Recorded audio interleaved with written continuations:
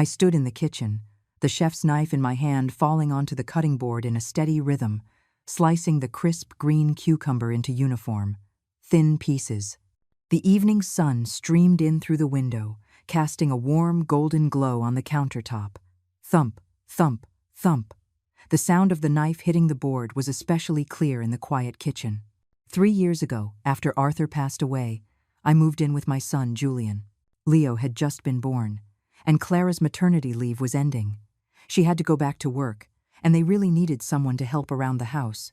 I still remember what Julian said when he came to pick me up. "Mom, we don't feel right with you living all alone. Come live with us. You can help look after Leo too." That phrase, "help look after Leo too," sounded a bit sharp at the time, but I didn't let it bother me. My grandson needed me. That was enough. I put the sliced cucumbers onto a plate and took 2 tomatoes out of the refrigerator. Julian always loved the meatloaf I used to make. As a child, he could eat 2 huge helpings with a single serving. Thinking of my son, the corners of my mouth turned up in a smile.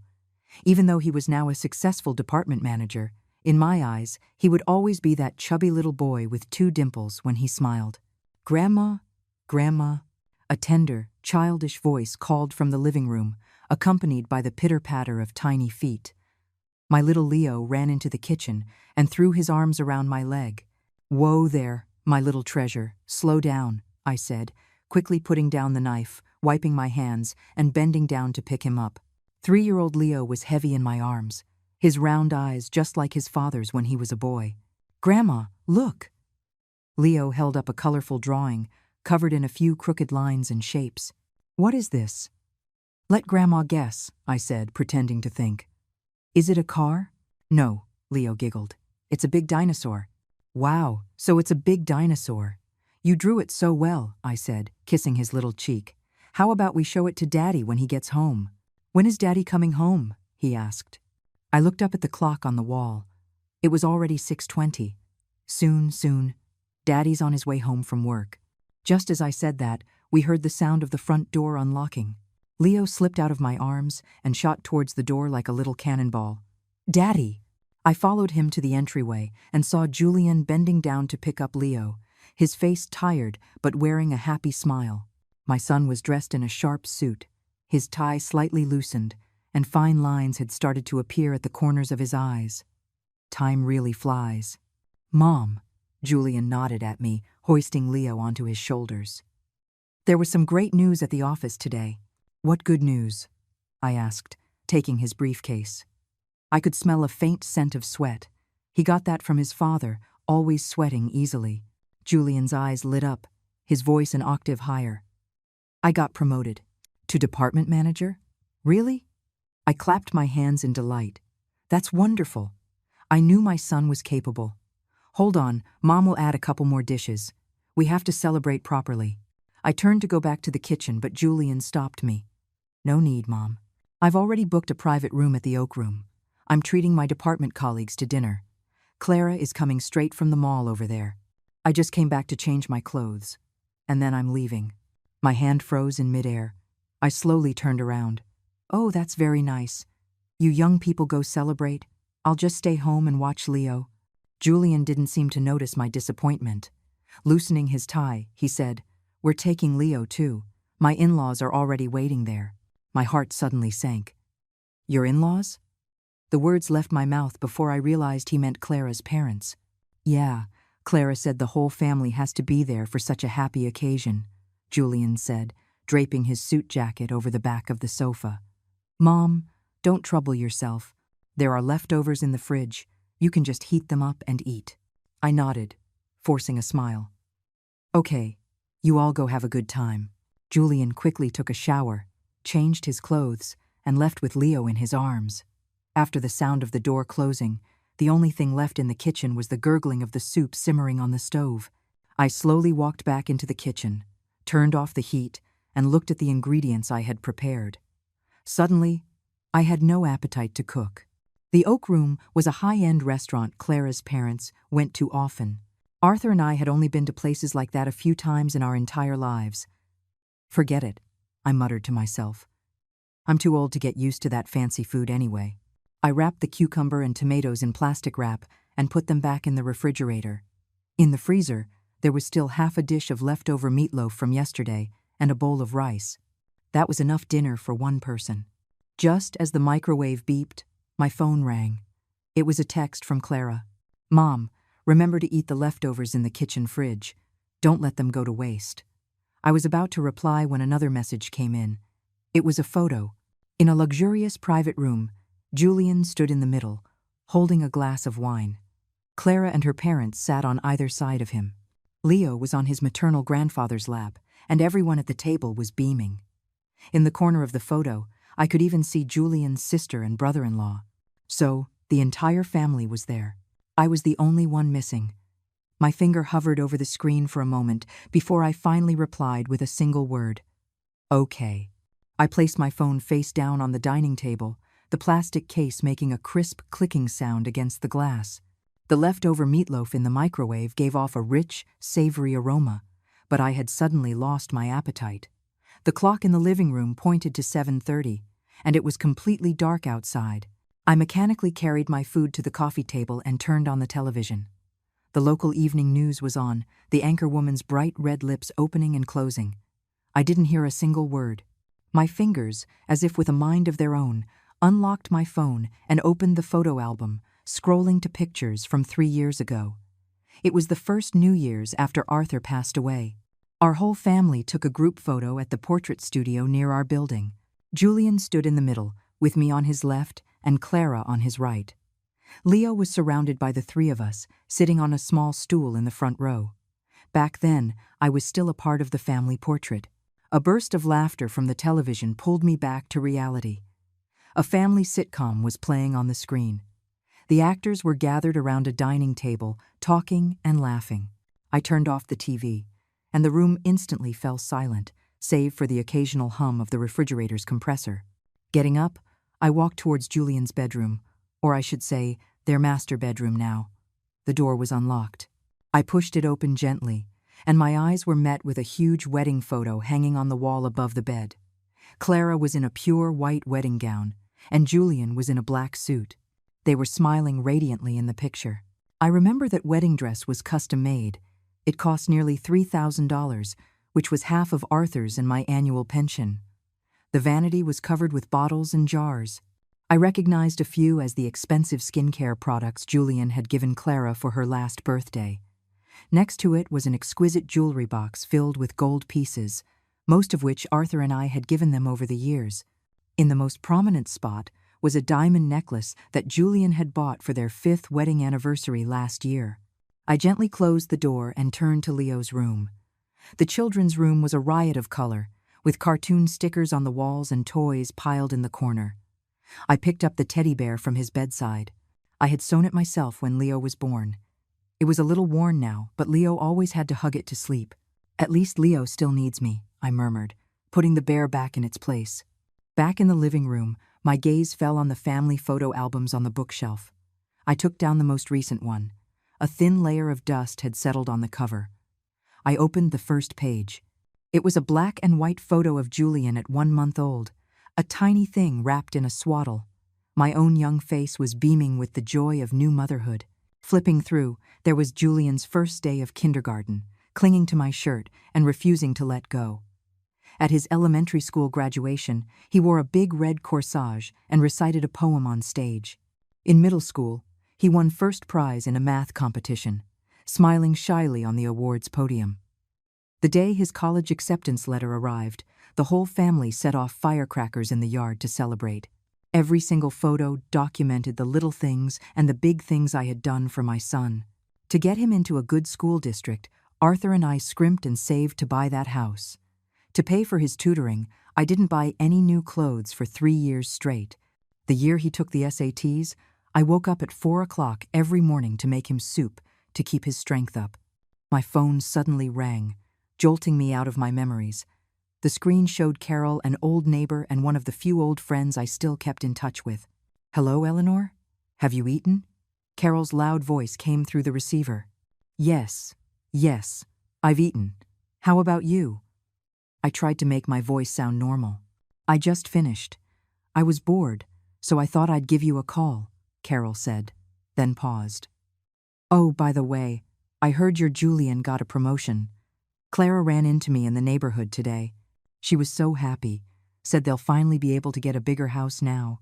My fingers unconsciously tightened on the edge of the photo album. A bigger house? Yeah, Clara said they've got their eye on that new development on the east side, those townhouses called Willow Creek Estates. Carol's voice was filled with envy. Your Julian is so successful. A sharp pain shot through my stomach. Julian had never mentioned anything to me about moving. Eleanor, are you there? Ah, yes, I'm listening, I managed to reply. It's not set in stone yet. You know how Clara likes to talk ahead of things. True, Carol said, changing the subject. By the way, when are you coming back to the old house for a visit? The community is registering for demolition notices, and it looks like your building is within the scope. Demolition? I was completely stunned. Since when? Just in the last couple of weeks. The notices are all posted. The compensation plan looks pretty good, too. Carol's tone became puzzled. What? Julian didn't tell you. I took a deep breath. He might have. My memory isn't so good lately. After a few more pleasantries, I hung up, my hands trembling uncontrollably. Demolition? A new house? These were huge things. And I, his mother, was hearing about them from someone else. I walked out onto the balcony. The early summer night breeze was slightly cool. In the distance, the city's neon lights flickered, the silhouettes of skyscrapers faint in the darkness. Julian and the others were probably at the Oak Room right now, glasses clinking, celebrating. Were Clara's parents bragging about their businessman's son-in-law again? Was Julian's sister introducing Clara to her circle of wealthy friends? And me? I was only fit to eat leftovers at home, not even told about something as major as the demolition of my own home. Back inside, I opened the album again, stopping on the night of Julian's college graduation. In the photo, he wore a cap and gown, his arms around Arthur's and my shoulders. The three of us were smiling so brightly under the Sunday. Back then, I was still an important person in his life. My finger traced Julian's young face in the picture, and a tear fell uncontrollably onto the album. I hastily wiped it away, but more followed. Oh, Arthur, I whispered to my husband's gentle, smiling face in the photo. Our son is all grown up. He doesn't need me anymore. I closed the album and went to the bathroom to wash my face. The woman in the mirror had red, swollen eyes, and the wrinkles seemed deeper than last year. 68 years old. At an age when others were enjoying their grandchildren, I was feeling more and more out of place. Back in my bedroom, I opened the closet, my eyes falling on a small suitcase in the corner. It was the one Arthur used during his last hospital stay, filled with his clothes and daily necessities. When he was discharged, the suitcase was empty. Most of his things were left at the hospital or thrown away. I pulled out the suitcase and dusted it off. The wheels were a bit stuck, but it still worked. I opened it. A faint smell of disinfectant still lingered inside. Just for a few days, I told myself, and began packing a few changes of clothes and some toiletries. I'll go stay with Helen for a few days, just to clear my head. Helen was a former colleague of mine. Her husband had passed away early, and she lived alone in an old apartment complex on the north side of the city. We talked on the phone occasionally, and she always told me to come and stay with her for a few days when I had the time. After packing, I sat on the edge of the bed and wrote a note. I'm going to stay at Helen's for a few days. Don't worry about me. I thought for a moment and added, there's some mac and cheese in the fridge. Leo likes it. I stuck the note on the refrigerator and took one last look around the house I had lived in for 3 years. The living room I cleaned every day, the kitchen where I carefully prepared every meal, the small table and chairs where Leo scribbled his drawings. I had given so much, yet I felt like an invisible person. The moment I closed the door, I heard something inside me break. As the elevator descended, I gripped the handle of the suitcase tightly, as if it were the only thing I could hold on to. As I walked out of the building's main entrance, the security guard, Mike, looked at my suitcase curiously. Mrs. Eleanor, heading out so late? Yes, going to stay with an old friend for a few days. I managed to smile. Take care now. Be safe. Mike waved warmly. I nodded and dragged my suitcase towards the bus stop. The last bus had already left, so I had to hail a taxi. Where to? the driver asked. I gave him Helen's address, and then leaned back against the seat, closing my eyes. The car drove into the night, the distance from home growing farther and farther. My phone vibrated. It was a message from Clara. "Mom, where did you put Leo's formula? We're almost home." I looked at the screen and didn't reply. Let Julian find it himself. He should remember a little of how I took care of him when he was a child. The taxi stopped at a red light. Outside the window, a family of 3 was crossing the street. The young parents held their little girl's hands between them. They said something, and all 3 of them laughed. My vision blurred again. Once upon a time, Arthur and I held Julian's hand just like that, thinking that such happiness would last forever. "We're here," the driver's voice pulled me back to the present. After paying the fare, I stood downstairs from Helen's apartment, suddenly hesitant. Was it appropriate to disturb her so late? Would she think I was strange? While I was hesitating, my phone rang again. This time it was Julian. "Mom, where did you go?" "Leo has been crying for his grandma." I took a deep breath and replied, "I'm at Helen's for a few days. You two take good care of Leo." After sending the message, I turned off my phone. Tonight, just for once, I would be selfish. Dragging my suitcase upstairs, I stood in front of Helen's door and rang the doorbell. In the few seconds I waited for the door to open, I suddenly realized this was the first decision I had made for myself in 3 years. When Helen opened the door, her eyes widened like saucers. "Eleanor, my goodness, what is all this? Can I stay for a few days?" My voice was hoarser than I expected. Helen immediately pulled me inside and took my suitcase. "What happened? Is it Julian and his family?" "It's nothing. I just wanted to get some fresh air." I forced a smile, but the muscles on my face felt stiff and disobedient. Helen's apartment was small, a 1-bedroom, but it was neat and tidy. A photo of her and her late husband hung on the wall. A few green plants sat by the television. The air had a faint scent of sandalwood, and an open book and a pair of reading glasses lay on the coffee table. "Have you eaten?" "I can heat up some soup for you," Helen asked with concern. "No, thank you, I've already eaten." I put down my bag and was suddenly overcome with exhaustion. My legs felt as heavy as lead. Helen, sensing my condition, didn't press further. "Then you go take a hot shower first. I'll make up the bed for you." The sofa pulls out into a bed. It's very comfortable. As the hot water washed over my body, I realized I had been trembling the whole time. The steam fogged up the bathroom mirror, blurring my vision along with it. For 3 years, this was the first time I had showered in a bathroom without Leo's noisy interruptions, without rushing out to see if he had fallen or bumped into something. Wearing the clean pajamas Helen had prepared for me, I walked out of the bathroom to find she had already made the sofa bed. A glass of warm milk sat on the bedside table. "Drink some milk. It'll help you sleep," Helen said, patting my shoulder. "Whatever it is, we can talk about it tomorrow. For tonight, just get a good rest." I nodded gratefully, drank the milk, and snuggled into the soft blankets.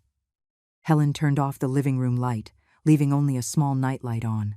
My body was extremely tired, but my mind was wide awake. I stared at the ceiling, listening to the sound of cars occasionally passing outside, my thoughts racing. Had Julian and his family gotten home? What would they think when they saw my note? Was Leo crying? Did they find the mac and cheese in the fridge? My phone was still off. I didn't dare turn it on.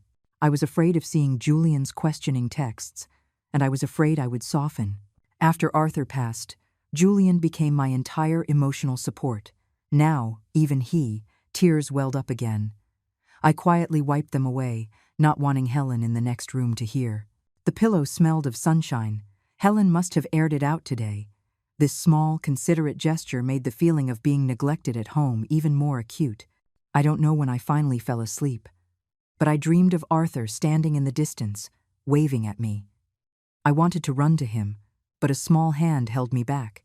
It was Leo. He was crying, "Grandma, don't go." I was torn. The morning sun shone through the curtains onto my face. I opened my eyes, momentarily disoriented, until I saw the familiar furnishings of Helen's home and remembered the events of last night. Helen was already up. The smell of frying eggs wafted from the kitchen. I sat up and noticed an extra blanket covering me. Helen must have added it during the night. You're awake, Helen said, carrying breakfast out from the kitchen. Fried eggs, oatmeal, and some pickles I made. Just something simple. I thanked her and sat down at the small dining table. The breakfast was simple, but it reminded me of the days before I retired, eating with Helen in the company cafeteria. Life was busy then, but at least I had my own life. Now, can you tell me what happened? Helen sat down across from me and asked softly. I stirred the oatmeal in my bowl and told her everything that had happened yesterday. Julian's promotion celebration that I wasn't invited to, Clara's text telling me to eat the leftovers, and hearing about the demolition and moving plans from Carol. Helen's brow furrowed deeper and deeper. That's just too much. Not telling you about something as big as the demolition. What I want to know most right now is what's really going on with the old house, I said, putting down my chopsticks. Julian probably thought I didn't care about these things, so he didn't mention it. Well, that's easy enough to find out. I'll go with you to the old building to take a look. Helen stood up decisively. The notice must be posted on the community bulletin board. After breakfast, we took a bus to the old neighborhood where I used to live. Along the way, the scenery outside the window grew more and more familiar. The grocery store Arthur and I used to frequent, the kindergarten Julian attended, the park where our family used to walk on weekends. I hadn't been back in 3 years. Not much had changed, it was just a bit older. Walking through the community gate, my heart began to beat faster. This was the sycamore tree Julian had crashed into while learning to ride his bike. That was the stone bench where Arthur loved to sit and cool off in the summer. A few old neighbors were gathered in front of the bulletin board. When they saw me, they greeted me with surprise. "Eleanor, long time no see." After some small talk, I looked at the bulletin board. Sure enough, a conspicuous notice of intent for demolition was posted right in the middle. It clearly stated that our building was within the demolition scope and required homeowners to register with the community office within 2 weeks. "Your Julian came by last week," said Mr. Robert, who lived across the hall from me. "He brought a stack of documents and talked to the community office people for a long time." A tightness grew in my chest. "What did he say?" "I'm not sure about the details." Seemed like he was asking about the compensation money. Mr. Robert shook his head. "Your place is large. The compensation should be quite a lot." Helen gently squeezed my hand. "Do you want to go ask at the community office?" The community office was right in the center of the complex. The staff member, Sarah, was an enthusiastic young woman who had often helped Arthur with his pension matters. "Mrs. Eleanor," Sarah stood up in surprise. "I haven't seen you in so long." I managed to smile and got straight to the point. "Sarah, I'd like to ask about the demolition of our building." Sarah flipped through a registration book. "Building 3, Unit 2, 502. The homeowner is Arthur Chen. Your son was here last week. He submitted copies of the property deed and IDs. The preliminary compensation estimate is around $300,000. $300,000? The number made my vision go dark. After Arthur passed, the house was naturally inherited by both Julian and me. Although I had been living there, his name was indeed on the deed. "So, what's the status now?" I tried to remain calm. "It's already in the assessment stage," Sarah explained. "Once the assessment results are out and the agreement is signed, the compensation can be disbursed within 3 months. She hesitated for a moment. "Your son said you weren't in good health and that he was fully authorized to handle everything. Is there a problem?" "A huge problem." I fought back my anger. "No, I just came to find out." Walking out of the community office, my legs felt weak. I had to lean against the wall to stand. Helen looked at me with concern. "Eleanor, are you okay?" "They're handling the demolition behind my back." My voice trembled. $300,000 in compensation. What does Julian plan to do with it? Buy a townhouse for Clara? "Let's not jump to conclusions," Helen advised. "Maybe Julian wanted to give you a surprise." I gave a bitter laugh. What kind of surprise needs to be kept from me? Standing in front of the old house I had lived in for over 20 years, I took out my key. I had never removed this key from my keyring. I inserted it into the lock, turned it, and the door opened. A musty smell hit me. The furniture was all covered in white cloths, and a thin layer of dust had accumulated on the floor. Sunlight streamed through the gaps in the curtains, illuminating the floating dust particles in the air. My footsteps left clear prints on the wooden floor. Everything here was so familiar: the rocking chair Arthur loved, the porcelain vase I used for flower arrangements, the basketball scuff mark Julian left on the wall in middle school. Our wedding photo still hung above the bed in the master bedroom. A young Arthur, handsome and tall, with me leaning shyly on his shoulder. The photo had yellowed, but the happiness felt like it was just yesterday. In the study, Julian's awards and trophies from childhood were neatly arranged on the bookshelf. Arthur always said he wanted to keep these for his grandson, to let him know how outstanding his father was. Julian's college class schedule was still stuck to the kitchen refrigerator with a magnet I bought on a trip to Washington, D.C. There was a crack on the windowsill by the sink, from a cup Julian had thrown in a fit of teenage anger. Every corner held a memory. And now, all of it was about to be leveled by bulldozers. What hurt even more was that my own son planned to handle all of this behind my back. "Eleanor, look at this," Helen said, holding a stack of documents she had found in a drawer in the study. I took the documents. It was the demolition office's assessment report and compensation plan. Julian's signature was already on it. There was also a power of attorney form with a signature that sloppily imitated mine. I knew my own handwriting too well. This was definitely not my signature. He forged my signature. My voice was barely a whisper. Helen gasped. This is illegal." I mechanically flipped through the documents when I suddenly found a note tucked into the last page. It was written by Julian to Clara. "Honey, once the demolition money comes through, don't tell Mom at first. We'll bring her over to live with us after we buy the townhouse, so she doesn't worry about the money. I've already designed the basement as her room. It's close to the kitchen, convenient for her to cook." The basement. My room was in the basement. The world started to spin. I collapsed into Arthur's rocking chair. It let out a familiar creak. Once upon a time, Arthur sat here, holding a young Julian and telling him stories. Later, Julian sat here studying for his exams, and later, "Eleanor, what are you going to do?" Helen asked worriedly. I took a deep breath and suddenly made a decision. "I'm going to stay here for a few days." "Here?" Helen looked around, but the utilities should still be on. I stood up and pulled the dust cover off the sofa. "I need time to think, and I need evidence." Helen tried to dissuade me, but seeing the look on my face, she gave up. "Then at least let me help you clean up a bit." We worked together, quickly cleaning the dust from the living room and bedroom. Helen went to the corner store downstairs to buy some daily necessities and food. Meanwhile, I plugged in my phone to charge it and turned it on. Dozens of unread messages and missed calls popped up, mostly from Julian, with a few from Clara. The most recent one was from Julian, sent 10 minutes ago.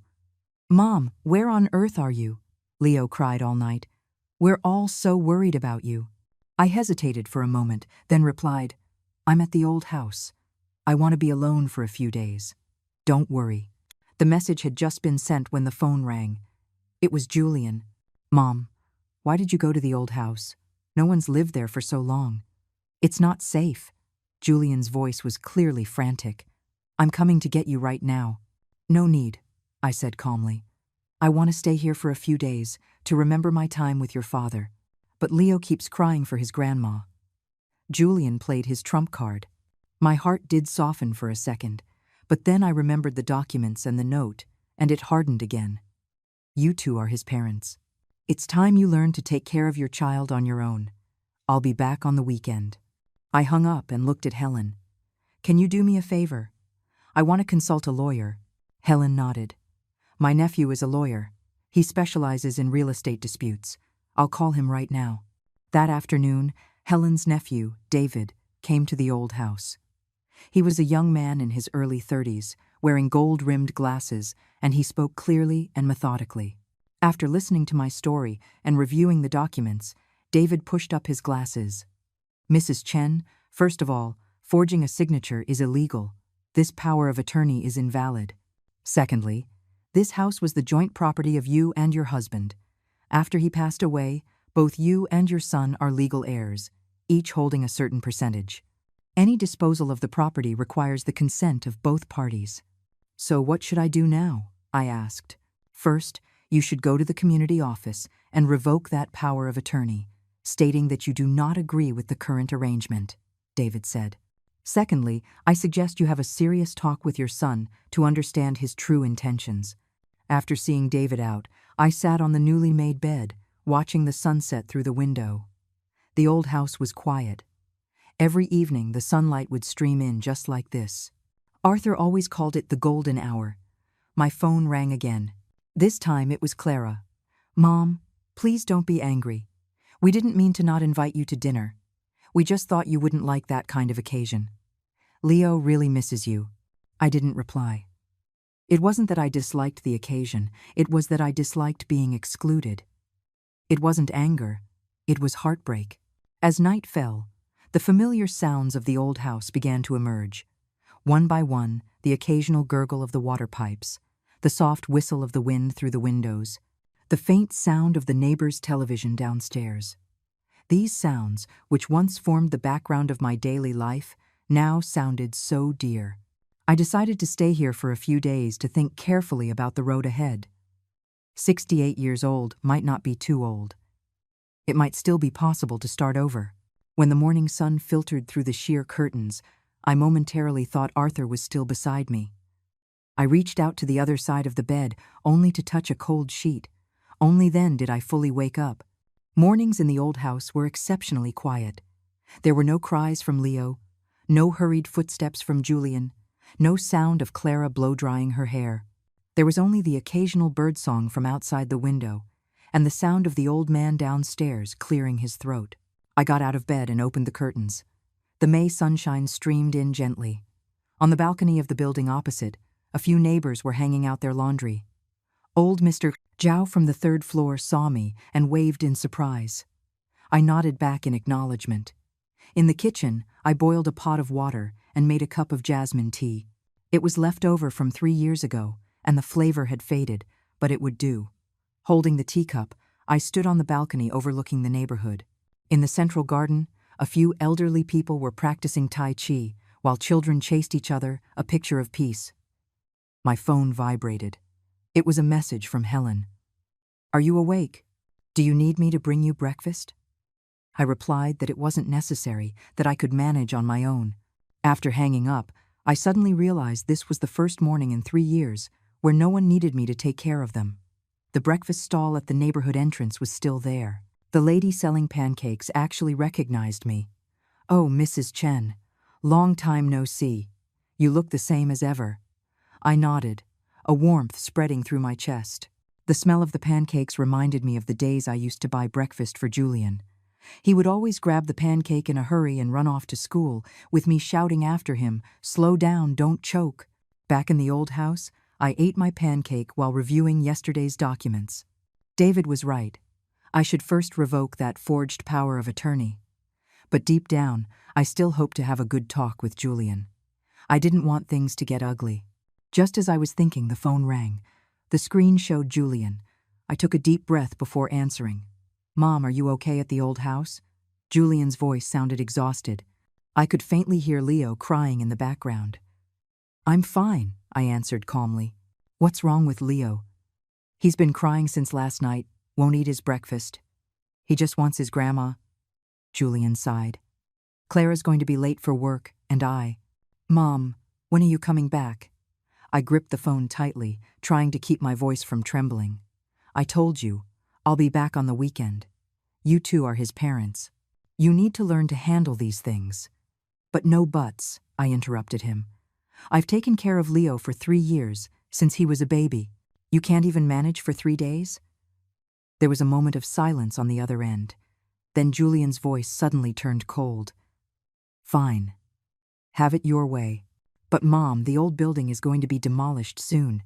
You shouldn't stay there too long." My heart sank. "How do you know about the demolition?" "I heard it from the neighbors." Julian was clearly flustered. I have a meeting to get to. I'll hang up now." The call ended.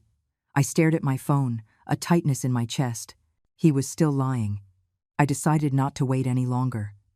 I would go to the community office today and revoke that power of attorney. The community office had just opened. Sarah was organizing files. She was a little surprised to see me. "Mrs. Chen, you're here again?" "Sarah, I want to revoke the previous power of attorney," I said directly. "What?" Sarah was stunned. "But your son said you weren't well." "I'm perfectly fine." I took out my ID from my bag. The signature on that power of attorney was forged. I knew nothing about it. Sarah's face changed. "This is a very serious matter." "I know," I nodded. "That's why I'm here to clarify the facts. My son and I are co-owners of the property. Any demolition agreement requires both our signatures, correct?" Sarah quickly pulled out the documents. "Yes, according to the regulations. That's correct. Mrs. Chen, would you like to discuss this with your son first?" "No need." My voice was calm but exceptionally firm. "Please help me with the revocation procedure. Also, please notify me directly of any progress regarding the demolition." After completing the paperwork, I walked out of the community office. The sun on my face felt like a weight had been lifted. For the first time in 3 years, I had made a decision for myself. For the first time, I had clearly said no. Back at the old house, I started to sort through some personal belongings. There were still a few of Arthur's clothes in the closet. I took them out and stroked them gently. They no longer carried his scent, but the warmth of his memory was still vivid. In the bedside table, there was a photo album filled with pictures of Julian from childhood to adulthood. I flipped through them one by one, tears blurring my vision. In the afternoon, Helen came to see me, bringing hot muffins and some homemade pickles.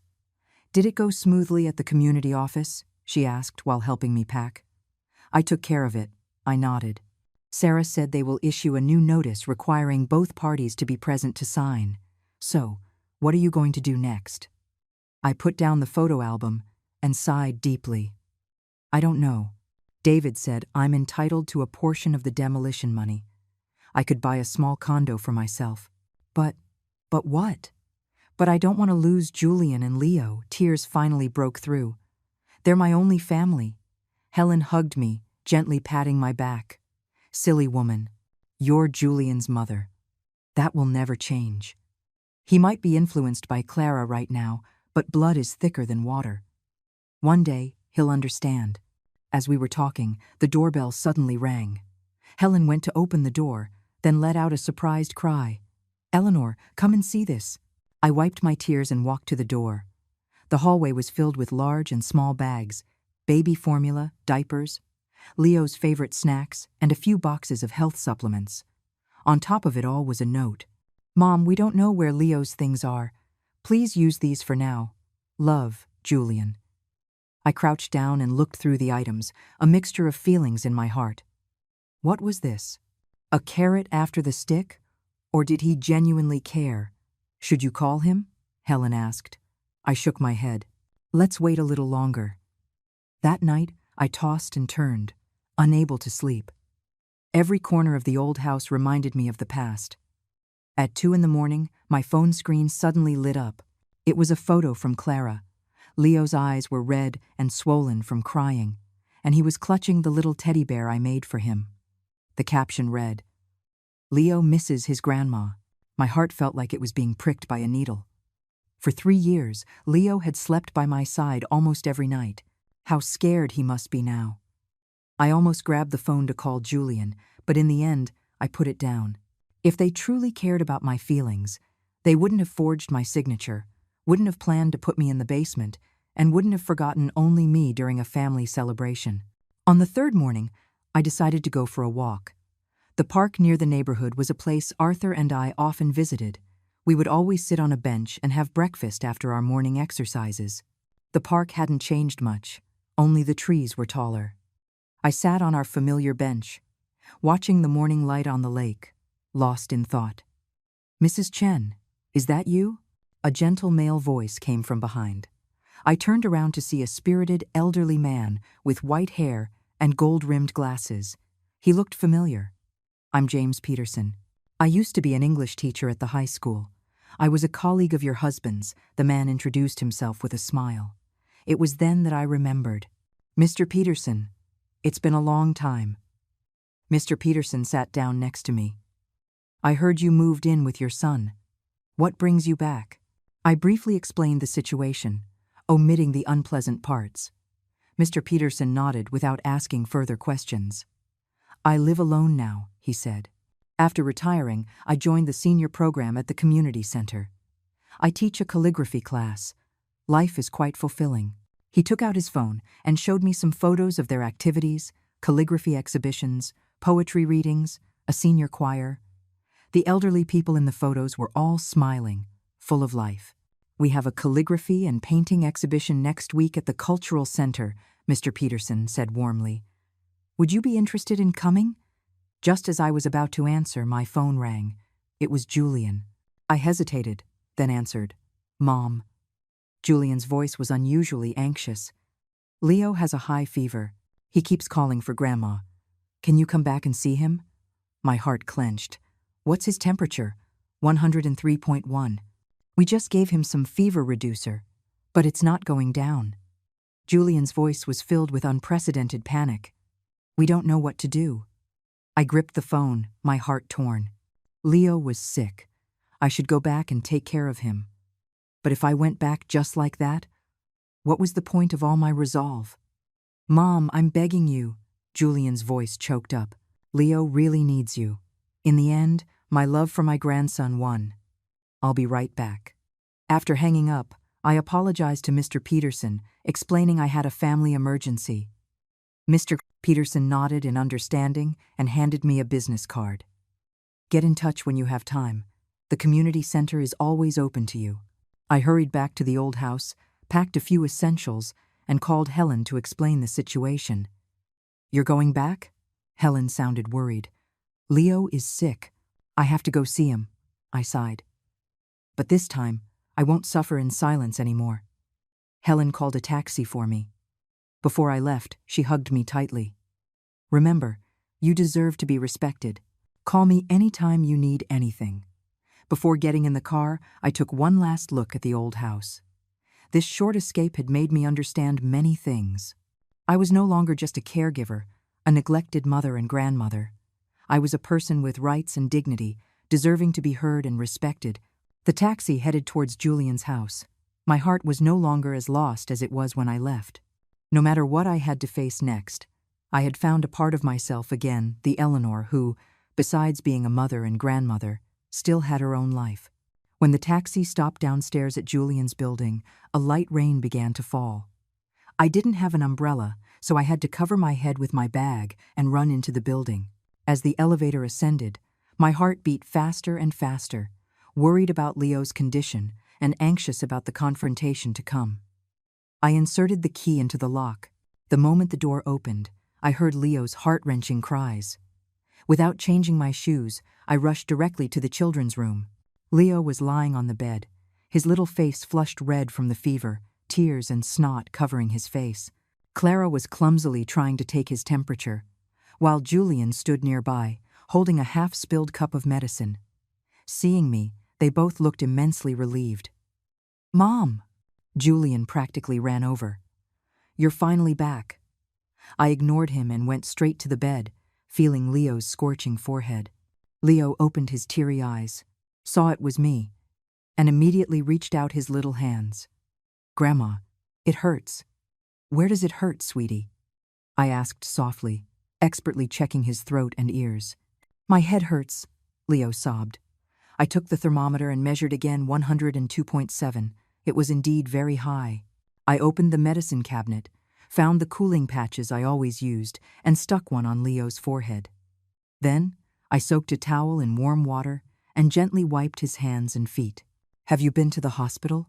I asked, my eyes not on Julian or Clara. Not yet, Clara stammered. We wanted to see if the fever reducer would work first. I took a deep breath, suppressing my frustration. With such a high fever for so long, it could be tonsillitis or an ear infection. He needs to go to the hospital, so we go now? Julian asked, his tone uncertain. Of course, now. I picked up Leo. He quieted down a little in my arms, his small hands clutching my collar tightly. Julian hurriedly grabbed the car keys, and Clara ran into the bedroom to change.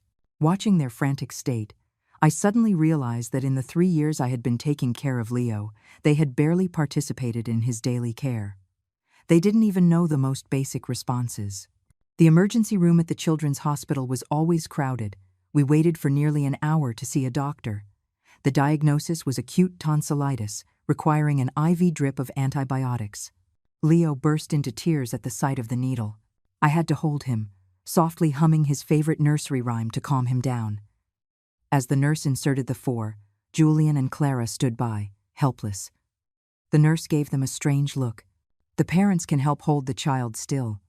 Only then did Julian step forward and awkwardly hold Leo's leg. The moment the needle went in, Leo cried even louder. My heart ached so much I almost cried too.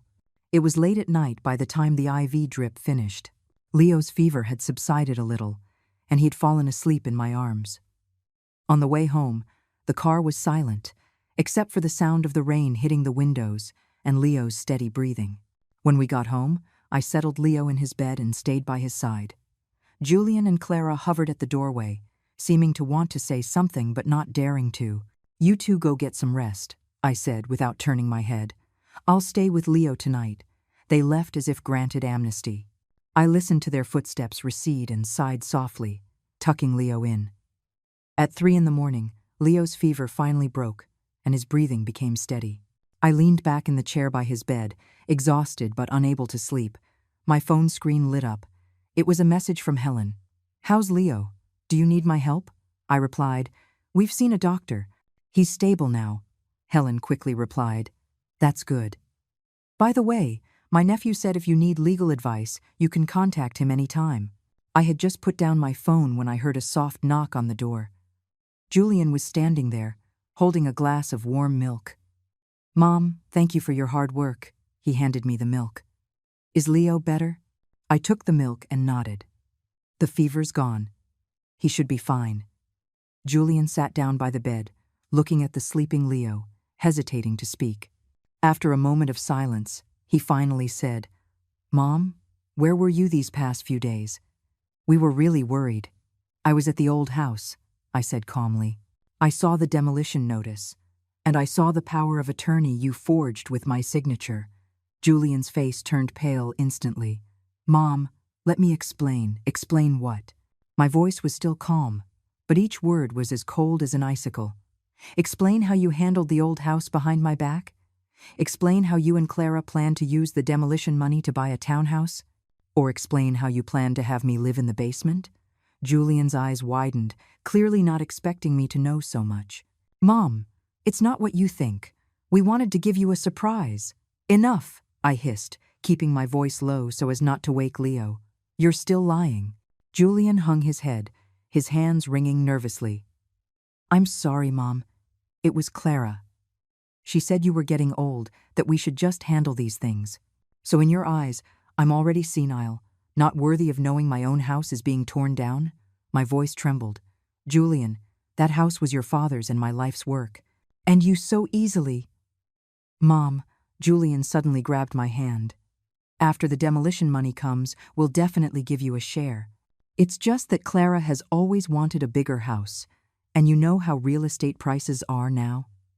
I pulled my hand back, feeling a chill in my heart. "So how much were you planning to give me? A room in the basement?" Julian was speechless, his eyes darting away. Just then, Leo turned over in his sleep and murmured, "Grandma." We both looked at him, speechless for a moment. "Go to bed," I finally said. "We'll talk tomorrow." Julian, as if granted another amnesty, quickly left the room. I leaned back in the chair, looking at Leo's sleeping face, tears streaming down silently. This was the son I had raised. To please his wife, he could deceive his own mother like this. The next morning, Leo's fever was completely gone, and he was in much better spirits. I made him his favorite steamed egg custard, feeding it to him one small spoonful at a time. Clara came out of her room and saw this, her expression complicated. "Mom, thank you for last night." I didn't respond, just focused on feeding Leo. Clara stood there awkwardly for a moment, then went to the kitchen to make coffee. Julian came out with dark circles under his eyes, obviously having not slept well all night. He sat across the dining table, wanting to speak but hesitating. Leo happily called out, "Daddy," breaking the heavy atmosphere. "Daddy, Grandma's back," Leo said, waving his arms. Julian forced a smile. "Yes, Grandma's back. Is Leo happy?"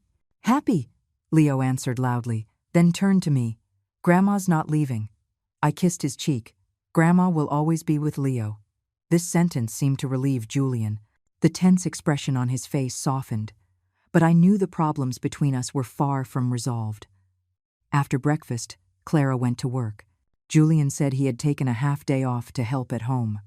While Leo was watching cartoons, Julian finally gathered the courage to speak. "Mom, about the old house, can we talk properly?" I put down the cleaning cloth and sat on the sofa. "Go ahead. I'm listening." "First, I apologize for handling the demolition behind your back," Julian said, his head bowed like a child who had done wrong. "But you have to believe, we never intended to mistreat you. Then why forge my signature?" I looked him straight in the eye. Julian avoided my gaze, because Clara said you might not agree to demolishing the old house. After all, there are so many memories. "So you just made the decision for me?" I shook my head. "Julian, I am your mother, not an elderly person whose life you can just arrange. I have the right to know, the right to decide." "I was wrong, Mom." Julian's voice was tinged with tears. "You can punish me however you want, just please don't be angry with me anymore." Seeing his red-rimmed eyes, my heart softened a bit, but then I remembered the documents and the plan, and it hardened again. "I'm going to revoke that power of attorney. I will be personally involved in the demolition process. As for how the compensation money is divided, we need to have a serious talk." Julian nodded repeatedly. "Whatever you say, Mom. As long as you don't leave this family, anything is fine." "Julian," I interrupted him. "I came back because Leo was sick, not because I've forgiven what you've done. We need time to talk properly and rebuild trust." Julian fell silent. After a long while, he said, "Mom, you've changed." "Yes, I have," I admitted frankly. "I've realized that besides being your mother and Leo's grandmother, I am also myself Eleanor. I have my own rights, my own feelings, my own needs." Julian seemed stunned by this, staring at me blankly. Just then, the phone rang. It was Clara. Julian answered and walked out to the balcony to talk.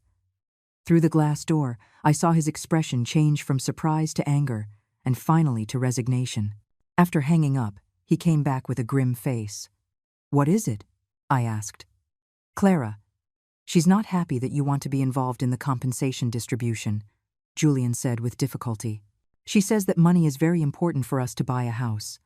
I took a deep breath. So in her eyes, my rights are less important than your plan to buy a house.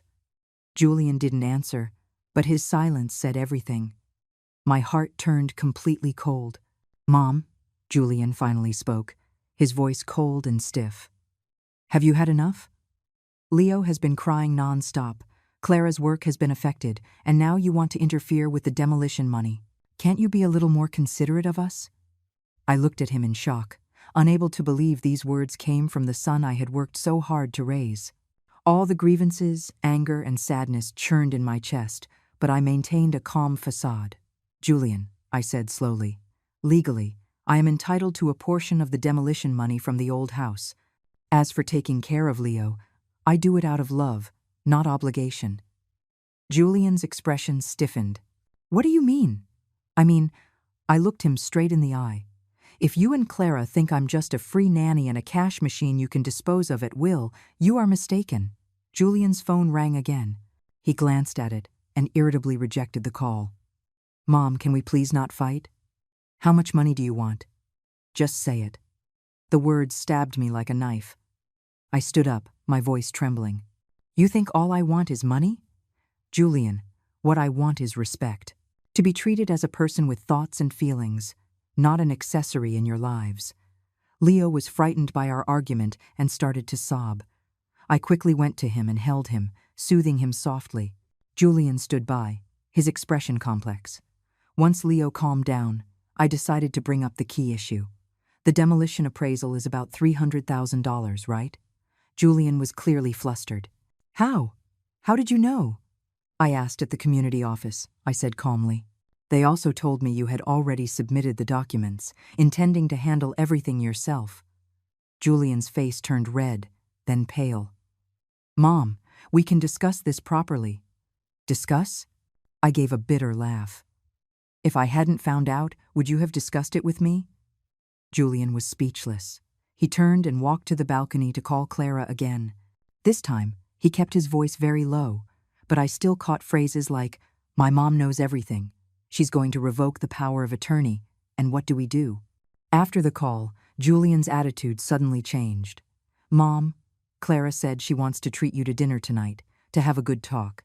I sense there must be a reason behind this sudden shift. No need. We can talk at home if there's anything to say." "But Julian," I interrupted him, "since when did we, mother and son, need to be so formal?" He fell silent again. The atmosphere became awkward. Leo seemed to sense it and clung to me tightly. In the afternoon, Clara came home early, carrying a box of exquisite pastries. She put on a smile as soon as she walked in. "Mom, I heard you like the walnut crisps from this place. I bought some especially for you." I thanked her but didn't engage further. Clara awkwardly placed the pastries on the table, then pulled Julian into the bedroom. Before closing the door, I heard her whisper, "We have to appease her." Otherwise the door closed, and I couldn't hear the rest, but it was enough to make my heart sink. As expected, their kindness had an ulterior motive. Clara took the initiative to cook dinner, which was extremely rare. At the dinner table, she kept putting food on my plate, asking about my well-being, but I could see the calculation behind her smile. "Mom," Clara finally got to the point. "I heard you know about the demolition." I nodded and continued eating. "Actually, we wanted to give you a surprise," Clara said sweetly. "We plan to use the demolition money to buy a big house and prepare a large, south-facing room for you." I put down my chopsticks and looked her straight in the eye. "Really? Then why did the note I found in Julian's study say the basement is close to the kitchen, convenient for Mom to cook?" Clara's smile froze on her face. Julian was so shocked he dropped his chopsticks. "Mom, you went through my study?" Julian stammered. "I was looking for Leo's vaccination records the other day," I explained calmly, "and I saw it by accident." After an awkward silence, Clara's expression suddenly changed. "Since you know everything, let's just be direct. We do have an urgent need for the demolition money. Aren't you living here just fine? Why do you have to fight over that bit of money?" "Clara," Julian tried to stop her. "Don't stop me," Clara said shrilly. "Do you know how expensive it is to raise a child now? Do you know how high real estate prices are?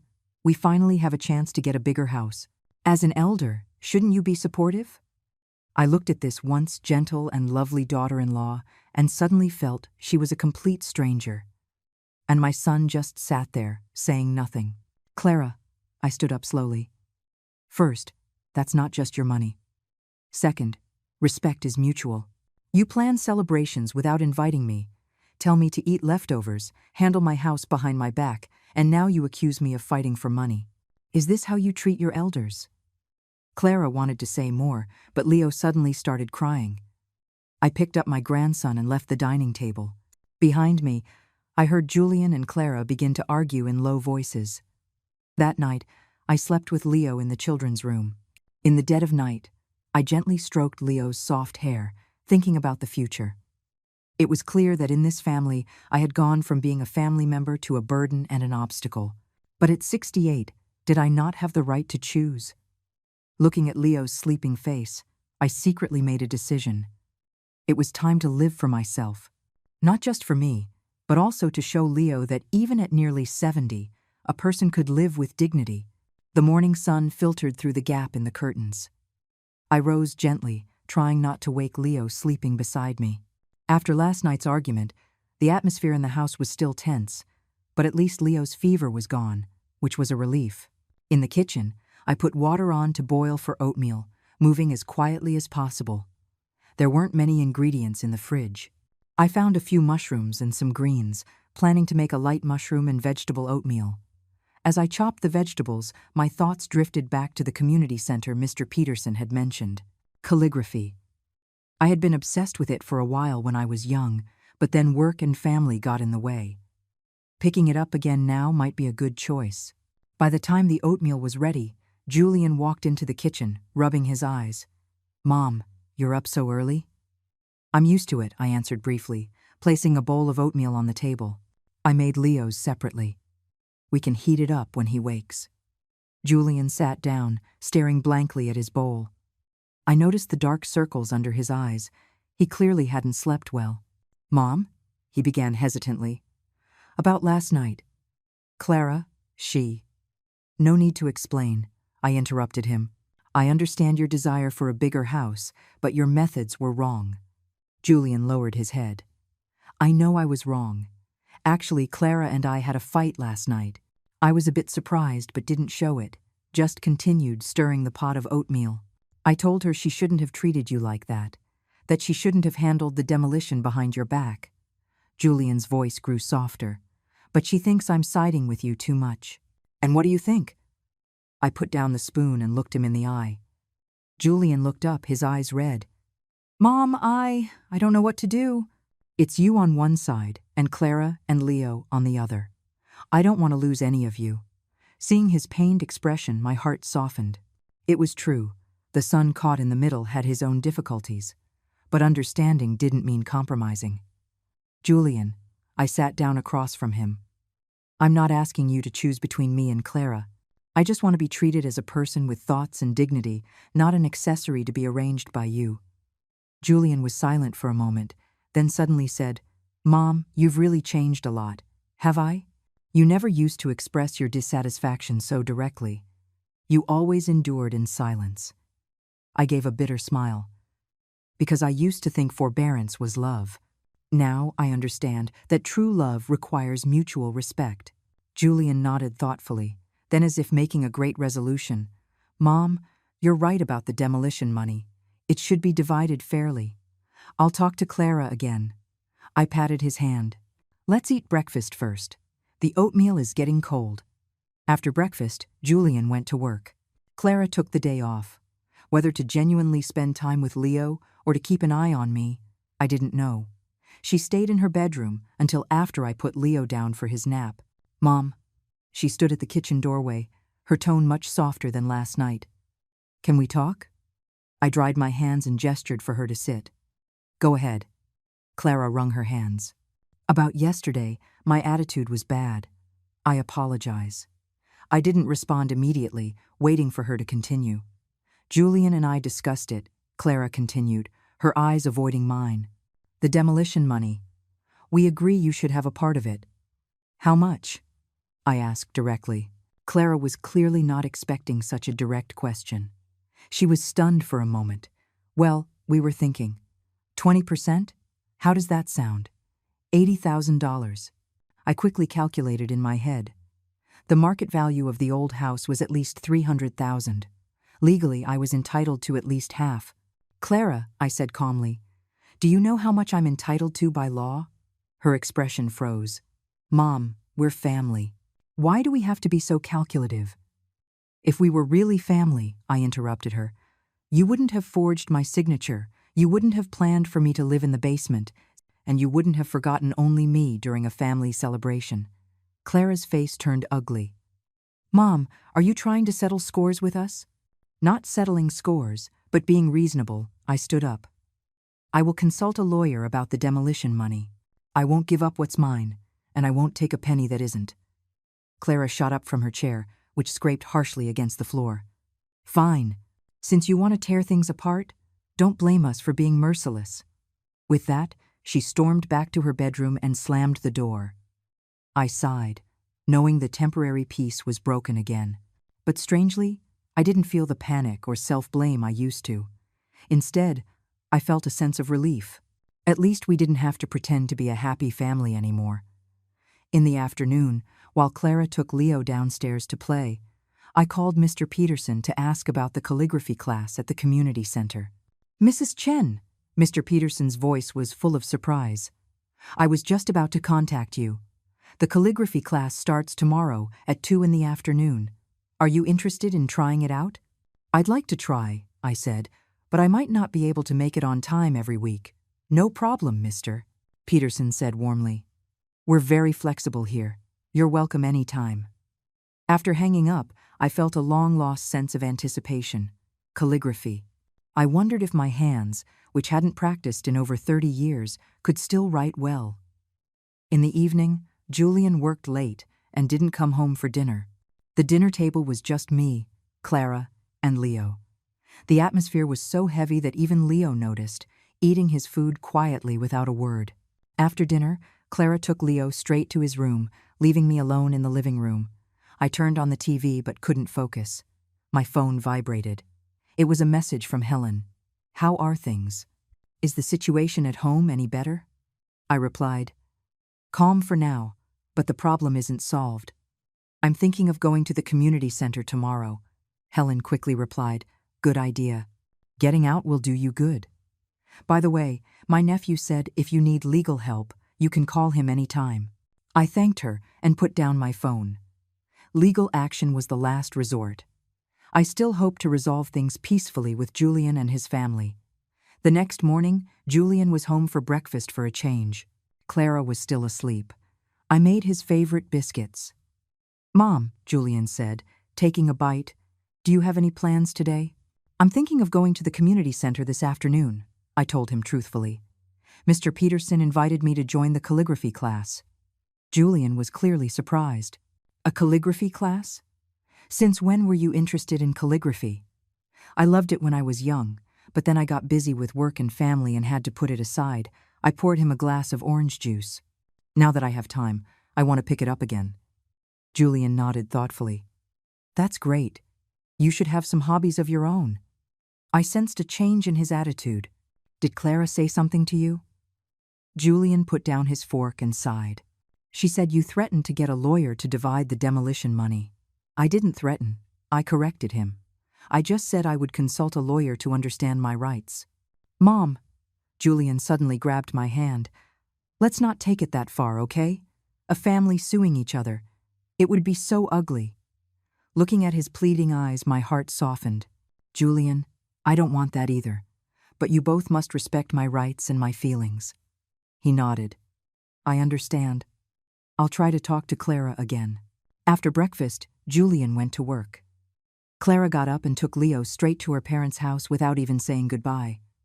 I was alone at home and felt a sense of relief. At 1:30 in the afternoon, I packed a small bag and took the bus to the community center. On the bus, I watched the street scenes flash by, remembering the days when I used to carry my art supplies to class. Back then, I too had artistic dreams. The community center was on the 3rd floor of the cultural building, spacious and bright. The hallway was decorated with artworks by the members. Although the skill levels varied, you could see the heart poured into each piece. Mrs. Chen. Mr. Peterson greeted me from a classroom, warmly shaking my hand. "I'm so glad you came." He showed me around the facility, introducing me to a few active classes, the choir, the painting class, the Tai Chi group, and finally, we arrived at the calligraphy classroom. A dozen or so silver-haired students were practicing. They nodded and smiled kindly when I entered. "Today, we're learning the basic strokes of standard script." Mr. Peterson introduced me to the class. "This is Mrs. Chen. She was a middle school art teacher before she retired and has a good foundation in calligraphy." I quickly waved my hands. "I haven't practiced in years. I'm starting from scratch now." Mr. Peterson sat me next to a kind-looking old lady. "This is Pat. She's the life of our class." Pat smiled and handed me a brush.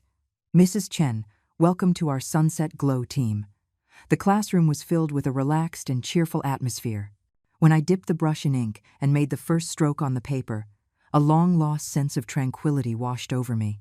Horizontal, vertical, left-falling stroke. The basic strokes were rusty, but the feeling was slowly coming back. "Relax your wrist," Mr. Peterson guided softly. "Yes, just like that. You have a very good foundation." When the 2-hour class ended, I was left wanting more. Pat enthusiastically invited me to join their after-class tea party, and I gladly accepted. At the tea party, the elderly members spoke freely, talking about calligraphy, life, and their families. When I mentioned the conflict with my son and daughter-in-law, Pat patted my hand. "My 2 sons are even worse. They almost came to blows over demolition money." They don't even speak to each other now. Another old gentleman said, "When children grow up, they have their own lives. We old folks have to learn to find our own fun and not revolve around them." Listening to everyone's stories, I suddenly realized that so many elderly people faced similar difficulties. The difference was that some chose to suffer in silence, while others bravely fought for their dignity. On the way home, my mood was much lighter. I passed a stationery store and went in to buy some paper and an inkstone, planning to practice at home. I opened the door to my son's house and was surprised to find Julian and Clara both in the living room. Leo was on the floor playing with blocks. Seeing me, Julian immediately stood up. "Mom, you're back. How was the calligraphy class?" "It was great," I answered briefly, noticing a cake box on the coffee table. "Mom," Clara began, her tone softer than yesterday, "we bought your favorite chestnut cake. We wanted to have a good talk with you." I put down my bag and sat in the armchair. "Go on." Julian and Clara exchanged a look. Then Julian said, "Mom, we've discussed it. We can give you 1/3 of the demolition money. The rest will be used for the new house, and we'll have a south-facing bedroom for you." I noticed he looked at Clara when he said we've discussed it. Clearly, this decision was something Clara had reluctantly agreed to. "And the basement?" I asked directly. Clara's face flushed. That was just a thoughtless idea before. "In the new house, you'll of course live upstairs." I didn't respond immediately, instead looking at Leo. The little guy was focused on his blocks, a serious look on his face. His t-shirt collar was dirty, and his nails were a bit long, details I usually took care of. "Leo," I called softly, "come to Grandma." Leo immediately dropped his blocks and ran over, stumbling into my arms. I stroked his hair and smelled the familiar scent of his baby shampoo. My heart softened. "Mom," Julian took the opportunity to say, "is this arrangement okay? We're a family. We can discuss and solve any problem." I took a deep breath. "Julian, Clara, I can accept the 1/3 distribution plan, but I have one condition." "What condition?" Clara immediately became alert. "I need to have my own independent living space and time," I said calmly. "For example, I'll go to the community center 3 days a week, and you two will take care of Leo yourselves." Clara frowned. "But Clara," I interrupted her, "Leo is already 3 years old. You are his parents.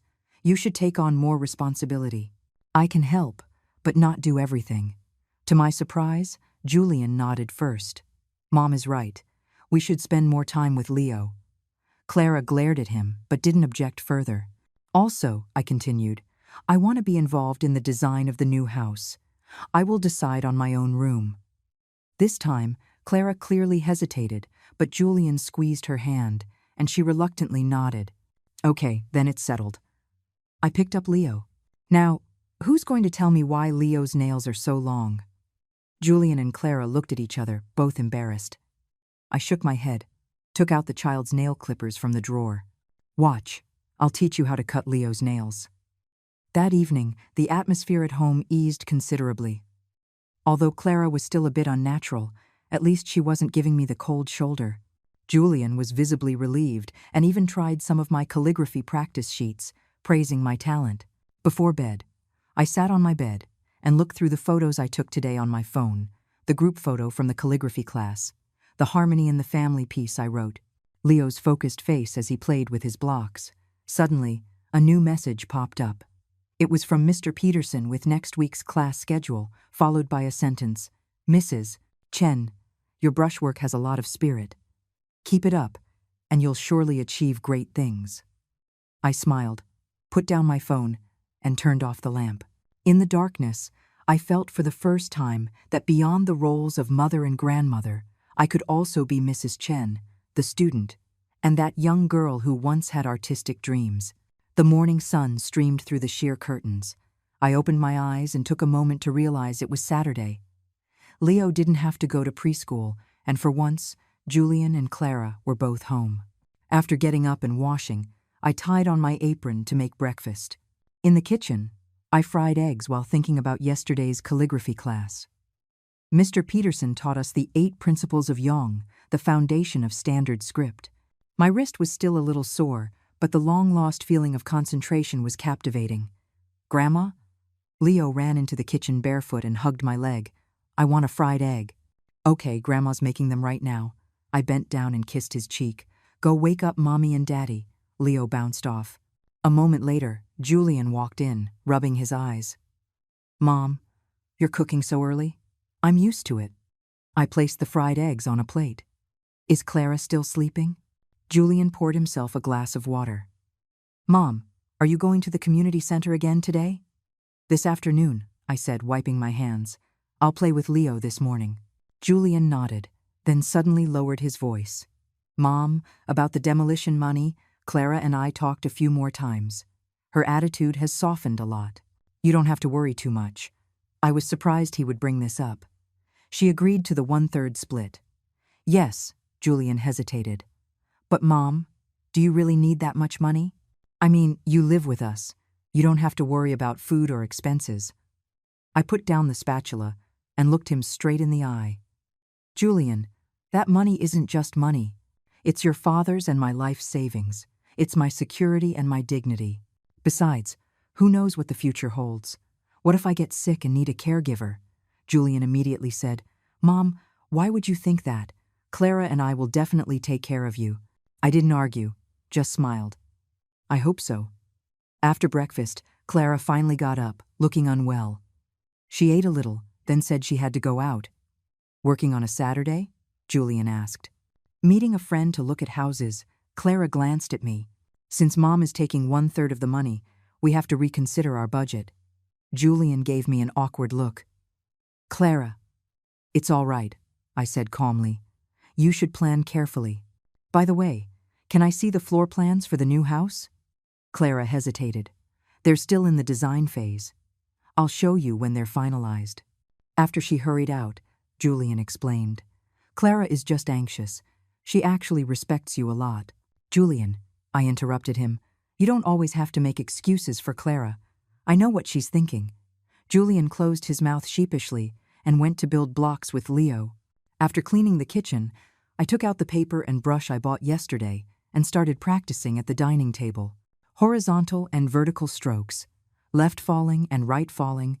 The ink marks on the paper were still not smooth, but they were better than yesterday's. Leo came over curiously. Grandma, are you drawing? This is writing, I explained with a smile. Grandma is learning calligraphy. I want to learn too. Leo excitedly climbed onto a chair. I held his small hand and showed him how to hold the brush. Come, Grandma will teach you to write, Leo. Julian watched from the side and suddenly took out his phone to take a picture of us. Mom, you teaching Leo to write is such a heartwarming scene. At noon, Clara didn't come back for lunch. Julian ordered takeout. After lunch, Leo took a nap, and I prepared to leave for the community center. Mom, Julian said at the door, holding my bag for me. Be careful on your way. This small gesture of concern warmed my heart. Okay. You two take good care of Leo. The community center was especially lively today. They were holding an art exhibition next week, and everyone was busy preparing their work. Mr. Peterson saw me and greeted me warmly. Mrs. Chen, perfect timing. We're short on hands to set up the exhibition area. Can you help? I gladly agreed and worked with several other members to hang paintings, stick labels, and arrange the displays. Pat chatted with me while we worked. Mrs. Chen, did you resolve your family matter? It's calmed down for now. I briefly explained the compensation plan. But they still won't show me the floor plans for the new house. Pat snorted. Be careful. They might be up to something. My son was like that too. Said all the right things. But in the end, Mr. Peterson came over, interrupting our conversation. Mrs. Chen, would you be willing to do a live calligraphy demonstration at next week's exhibition? I think your standard script is very solid. I quickly declined. I've only had 2 classes. I can't possibly make a fool of myself in public. Don't be so modest. Mr. Peterson smiled. Consider it encouragement for the other new students. I reluctantly agreed, but my heart was pounding. Could my calligraphy, neglected for so many years, really be presented to others? After the event, Mr. Peterson stayed behind to help me practice. He patiently corrected my grip and explained the force behind each stroke. Before I knew it, the lights outside had come on. It's so late. I looked at my watch and hurriedly packed my things. I have to get home. Leo will be looking for me. Mr. Peterson helped me roll up my practice sheets. Mrs. Chen, you're improving very quickly. Next week's demonstration will be no problem. On the bus home, I felt a long-lost sense of accomplishment, not from taking care of my grandson or making a delicious meal, but from completing something unrelated to my identity as a mother or grandmother.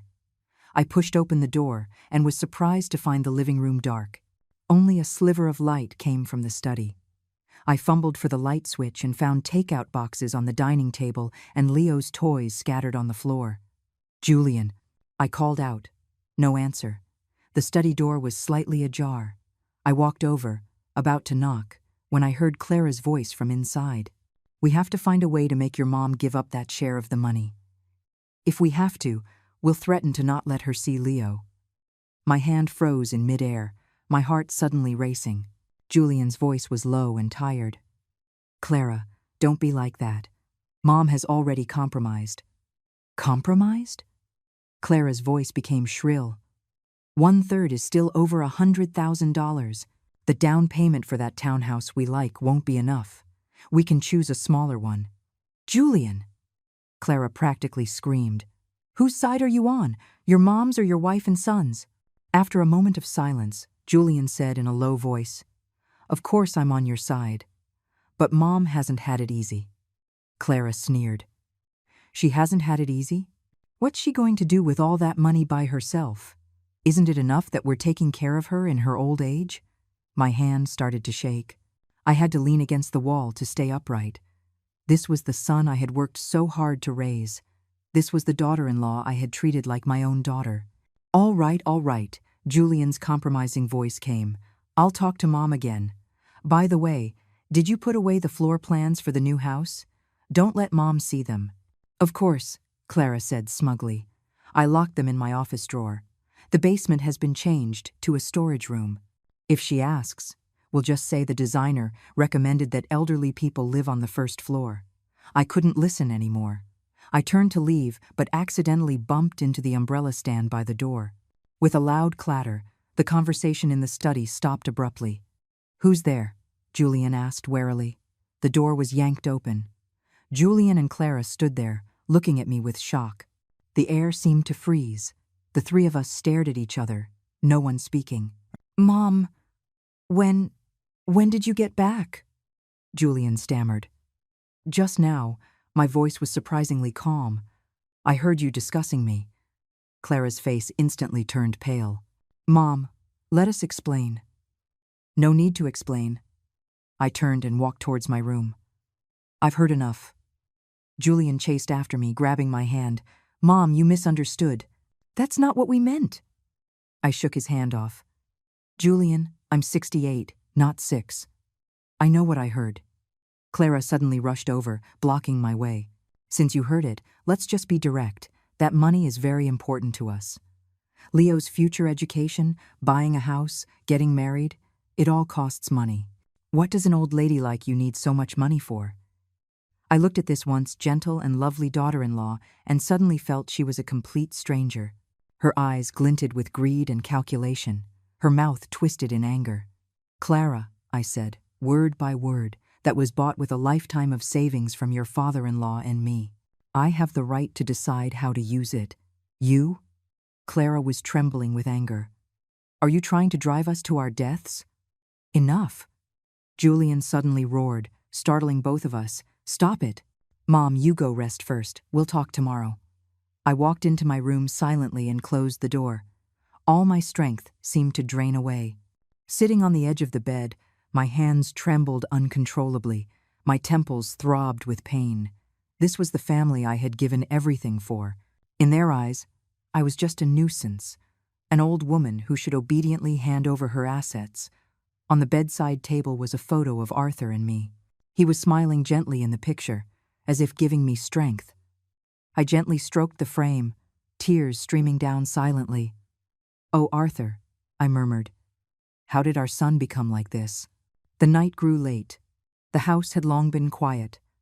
I lay in bed, unable to sleep. The scenes from earlier replayed in my mind Clara's hideous face, Julian's cowardice. Suddenly, a severe headache hit me, and a flash of white light blinded me. I tried to sit up but found my right side was unresponsive. My right hand fell limply to the side of the bed. Oh no. I vaguely realized what was happening. I tried to call for help but couldn't form clear words, only muffled groans. My vision started to go dark. In my last moments of consciousness, I saw the door being pushed open and Julian's terrified face appearing in the doorway. "Mom! Mom, what's wrong with you?"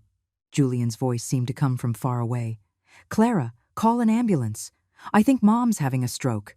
Then there was endless darkness. Blinding white light. That was my first perception of the world. Then the smell of disinfectant, the rhythmic beeping of a machine, and the feel of a coarse bedsheet beneath me. I tried to open my eyes, but my eyelids were as heavy as lead. Blood pressure is stable. Right side limb mobility, grade 2. A mild stroke. Requires further observation. A fragmented conversation drifted into my ears. It seemed to be a doctor speaking. "Mom, can you hear me?" This time it was Julian's voice. Very close. Choked with tears. I mustered all my strength and finally opened my eyes. In my blurry vision, Julian's haggard face slowly came into focus. His eyes were red and swollen, his face unshaven. He looked 10 years older. Water. I managed to squeeze out a word, my throat as dry as if it were on fire. Julian quickly used a cotton swab to moisten my lips. The doctor said not to drink too much, you might choke. "Mom, you scared me to death." I slightly moved my eyes, taking in my surroundings. It was a 2-person hospital room. I was by the window. The other bed was empty. It was an overcast day outside, impossible to tell the time. "What time is it?" I asked hoarsely. 3 in the afternoon, Julian looked at his watch. "You were unconscious for a day and a night." I tried to move my right hand. I could only feel a faint sensation. I couldn't lift it. My right leg was the same. My left side could move, but any large movement made me dizzy. "The doctor said you had a mild stroke." Julian held my left hand. "Your right side is temporarily weak, but it can be recovered through physical therapy." I nodded, then suddenly remembered something. "Leo? He's at Clara's parents' house." Julian lowered his head. "Clara has an important project at work. She can't get away." I closed my eyes, my heart turning cold. My daughter-in-law wouldn't even visit me in the hospital. This was the family I had taken care of for 3 years. "Mom?" Julian hesitated. "About that night, we—" "Don't say it," I interrupted him, my voice weak but firm. "I heard everything." Julian's face turned pale. "Mom, those were just angry words. We didn't mean it." "Julian," I looked him straight in the eye. "I'm 68, not 6. I know the difference between angry words and what you truly mean." He hung his head in shame, his hands clenched into fists. "I'm sorry, Mom. I'm so sorry." I didn't respond, just turned my head to look out the window. The sky was gloomy, looking like it was about to rain. The room fell silent, with only the beeping of the monitor echoing. A nurse came in to check my blood pressure and IV, breaking the awkward silence. After she left, Julian, as if finding an excuse to change the subject, said, "The doctor said you need to be observed in the hospital for 2 weeks. Then we'll see if you need to be transferred to a rehabilitation facility." "What about the cost?" I suddenly asked. Julian was taken aback. "What?" "The hospital bills, the treatment fees," I said calmly. "My insurance doesn't cover much. That—" Julian stammered. "Don't you worry. Clara and I will figure something out." I gave a cold laugh. "With my demolition money." Julian's face flushed. "Mom, that's not what I meant." "Then what did you mean?" I pressed him. "Weren't you in a hurry to use that money to buy a townhouse?" Julian was at a loss for words. After a long while he mumbled, "Mom, you need to rest now. We'll talk about this later." Just then, the door to the room opened and a familiar figure walked in. It was Mr. Peterson, holding a bouquet of flowers. "Mrs. Chen." He walked quickly to my bedside. "I heard you were hospitalized. I came to see you." I looked at him in surprise. "Mr. Peterson, how did you—" "The nurse at the community center told me." "Mr. Peterson placed the flowers on the bedside table. "Everyone is worried about you." Julian stood up awkwardly. "This is James Peterson, my mom's calligraphy teacher. Julian Chen," he introduced himself. "My mom's son." Mr. Peterson shook his hand, his expression complex. He turned to me. "Mrs. Chen, don't worry about the class. Just focus on getting better. Pat and the others all said they wanted to visit, but I was afraid it would be too many people and disturb your rest, so I told them to come in a few days." I was so moved my eyes welled up. "Thank you. I'm sorry to have worried everyone."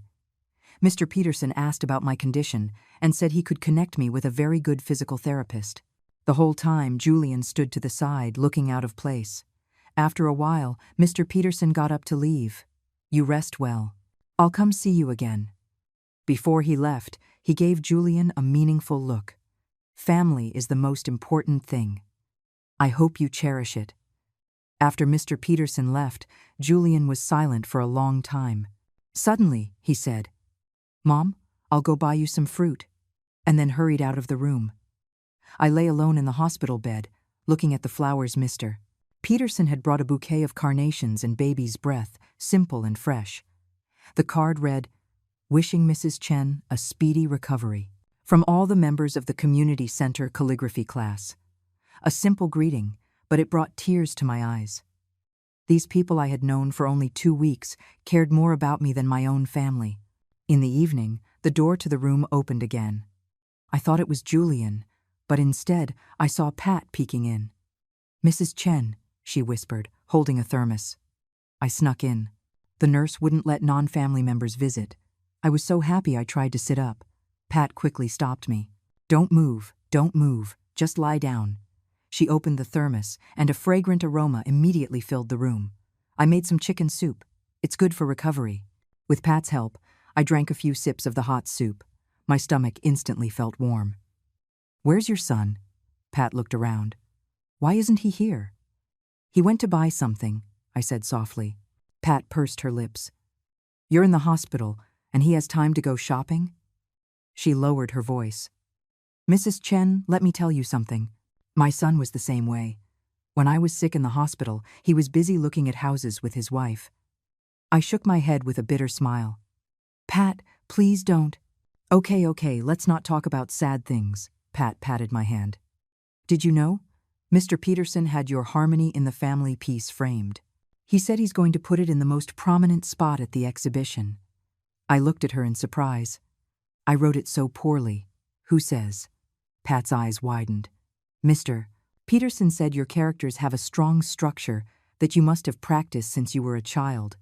As we were chatting, the door was suddenly pushed open. Julian stood there with a bag of fruit, clearly surprised to see Pat. "And you are?" "I'm a friend of Mrs. Chen's." "My name is Pat." Pat stood up, looking Julian up and down. "You must be her son, right? You look just like her." Julian nodded awkwardly. "Hello. Thank you for visiting my mom," Pat said meaningfully. "Mrs. Chen is very popular at our community center. Everyone loves her. You're very lucky to have such a wonderful mother." Julian's face turned red, then pale. He could only nod in agreement. Pat stayed for a little longer, then left. Before she went, she whispered to me, "Mrs. Chen, remember, if you need anything, just ask. We old folks may not have much money, but there's strength in numbers." I squeezed her hand gratefully. After Pat left, Julian silently peeled an apple, cut it into small pieces, and fed it to me. Neither of us mentioned the unpleasantness from before, but in the silence, something seemed to be slowly changing. At night, when the nurse came to give me my injection, Julian was asked to leave the room. When he came back, his face was unusually grim. "What is it?" I asked. Julian hesitated. Clara called. She said Leo has a fever. She can't leave, so she wants me to go back. My heart tightened. Then you should go back. Leo is more important. But you... "I'll be fine," I managed to smile. "The nurses are here." After a moment of internal conflict, Julian finally said, "Then I'll go back and check. I'll be here first thing in the morning." He helped me adjust my bed, poured a glass of water, and placed it within reach. "Mom, if you need anything, just press the call button." Watching his retreating back, I had mixed feelings. When Leo was sick, he rushed back immediately. When I had a stroke, he hesitated. That was reality. The night grew late. The room was quiet except for the beeping of the monitor. The other bed was still empty. The moonlight shone coldly through the window. I tried to move my right hand. I could still only move my fingers slightly. The doctor said physical therapy could help, but how long would it take? Would there be any lasting effects? If I really became disabled, would Julian and Clara take care of me? Or would they send me to a nursing home? These questions coiled around me like venomous snakes, keeping me from sleep. The next morning, the doctor came for his rounds. He said my condition was stable and I could start simple rehabilitation exercises. A young therapist taught me how to move my fingers and toes. Although each movement was incredibly difficult, I gritted my teeth and persisted. Julian didn't show up until noon, his eyes bloodshot. Leo's fever went up to 102. It was a rough night. "And now?" I asked eagerly. "He's better." Julian sat down wearily. "Clara took the day off to take care of him." I nodded and said no more. Julian looked exhausted. He leaned back in his chair and soon dozed off. In the afternoon, a community worker, Sarah, suddenly visited, bringing a basket of fruit. "Mrs. Chen?" She walked quickly to my bedside. "I heard you were hospitalized. I'm here on behalf of the community to see you." I was a little surprised. "Sarah, how did you know?" "Your son mentioned it when he came to the community office to handle some paperwork." Sarah lowered her voice. "Mrs. Chen, about the demolition. Your son came yesterday and revoked the previous power of attorney. He said you would handle it personally after you're discharged." I looked at the sleeping Julian in surprise. I never expected him to do that on his own. Sarah continued. "He also asked about legal protections for the elderly. Mrs. Chen, your son actually cares a lot about you." I shook my head with a bitter smile. "I hope so." Sarah talked about some recent community news and left her contact information before she left, saying I could call her any time. In the evening, Clara actually came to the hospital with Leo. Leo's face was still a bit pale, but he was in good spirits. He called out Grandma as soon as he entered and rushed to my bedside. "Be careful," Clara quickly pulled him back. "Grandma is sick. You can't touch her." I reached out my left hand and stroked Leo's hair. "It's okay, sweetie. Grandma's fine. Is your fever gone?" Leo nodded and took a crumpled piece of paper out of his pocket. "I drew this for Grandma." On the paper was a crayon doodle of a person in a hospital bed with a smaller person standing next to it. "It's beautiful," I praised him sincerely. "Grandma loves your drawings the most." Clara stood by, her expression complex. "Mom, are you feeling better?" "Much better," I said calmly, noticing the dark circles under her eyes. It seemed Leo's illness had taken a toll on her too. Clara wrung her hands. "Don't worry about the medical bills. Julian and I have discussed it. We'll pay for it with the demolition money," I asked directly. Clara's face flushed. "No, I mean, with our savings." Leo looked up curiously. "Mommy, what's demolition money?" Clara quickly changed the subject. "It's nothing, Leo. Do you want an apple? Mommy will peel one for you." Watching Clara's flustered state, I found it somewhat amusing. The once so assertive daughter-in-law was now so timid in front of me. Was it because I was sick? Or had Julian finally stepped up? They didn't stay long, saying they were afraid of tiring Leo out. Before leaving, Clara, for the first time, said, "Mom, you rest well. Call if you need anything." I nodded without saying much. Change doesn't happen overnight, but at least this was a start. That night, Julian stayed with me. I woke up in the middle of the night to find him sitting in the chair by my bed, looking at something in the dim light. I looked closer and saw it was the growth album I had made for him, from birth to college graduation. Next to each photo, I had written the date and a little story. He was so engrossed he didn't even notice I was awake. In the moonlight, I saw him wipe his eyes with his hand. At that moment, I suddenly understood. My son might have lost his way, but deep down, he was still the boy who would cry over an album his mother made. It was just that the adult world was too complicated. Marriage, career, children, all the pressure had made him forget his original self. I gently closed my eyes, pretending to be asleep. In a corner of my heart, the ice began to quietly melt. On the 7th day of my hospital stay, I could already lift my right hand slightly. Although I couldn't hold anything yet, the physical therapist said I was making great progress. Julian came almost every day, sometimes with soup from home, sometimes just sitting quietly with me during my therapy. Clara had visited twice more, always with Leo. Her attitude was much softer than before, but her eyes always held a hint of caution, as if she were on guard against me suddenly bringing up the demolition money. That afternoon, I was practicing gripping a rubber ball with the therapist when Mr. Peterson suddenly appeared at the door. "Mrs. Chen," he walked over quickly. "You're looking much better." I put down the rubber ball, surprised and happy. "Mr. Peterson, what brings you here?" "I came to bring you this." He took a photo out of his briefcase. It was from the art exhibition at the community center. The Harmony in the Family piece I had written was framed beautifully and placed in the center of the display. "Everyone misses you very much," Mr. Peterson smiled. "Pat talks about you every day, says the tea parties aren't the same without Mrs. Chen."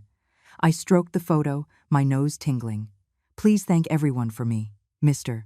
Peterson then told me that after seeing the exhibition, the community had invited the senior center to host a calligraphy class, and they had specifically requested me as a teaching assistant.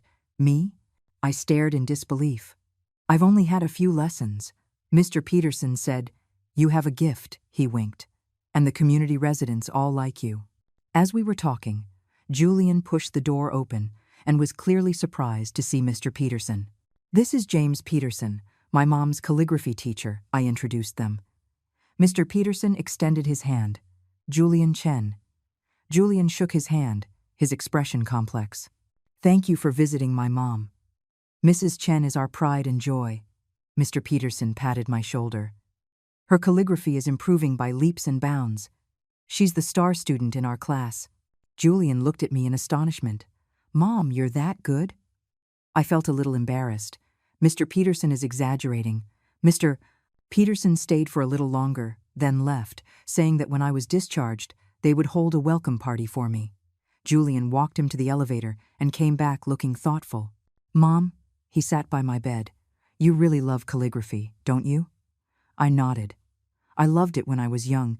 I just never had the chance to learn." Julian was silent for a moment, then suddenly said, "Mom, I'm sorry. I never knew you had this hobby." "It's okay," I said softly. "You're busy with work. I understand." This seemed to sting him. He lowered his head. His hands clenched into fists. "No, Mom. It's because I wasn't paying attention. I've always seen you as Mom, but I forgot that you are also Eleanor." I looked at him, surprised he would say something like that. "Julian." "Mom." He looked up, his eyes red. "When you're discharged, let's have a proper talk. About the demolition money, about the future. I have some thoughts." I nodded, feeling both hopeful and anxious. What would be the outcome of this talk? A real reconciliation, or a new round of games? 3 days later, the doctor finally approved my discharge. Although my right hand hadn't fully recovered, I could manage my daily life. Julian and Clara came to pick me up together. Leo didn't come because he had preschool. When I got home, I found the house was clean and tidy, with a bouquet of flowers on the dining table. Clara, for the first time, cooked herself, making a few light dishes. "Mom," Julian cleared his throat at dinner, "Clara and I have discussed it. After you've rested, we'll have a family meeting to clear things up." I put down my chopsticks. "We can talk now." Julian and Clara exchanged a look. Then Julian said, "All right. About the demolition money for the old house, we've decided to respect your wishes." "Respect your wishes?" Clara suddenly interrupted. "Mom, we found a 3-bedroom apartment not far from here. The neighborhood is very nice."